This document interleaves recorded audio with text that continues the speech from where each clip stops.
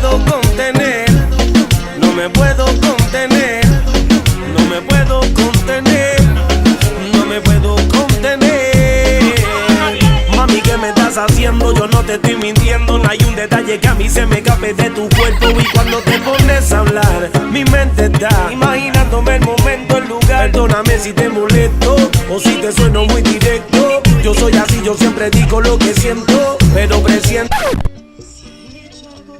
Si te invito a una copa y me acerco a tu boca, si te robo un besito, padre, te enojas conmigo. ¿Qué dirías si esta noche te seduzco en mi coche? Que se empañen los vidrios y la regla es que goces. Si te falto el respeto y luego culpo al alcohol, si levanto tu falda me darías el derecho a medir tu sensatez, poner en juego tu cuerpo. Si te parece prudente. Decir algo que siempre quise decirle a Juan. Juan es un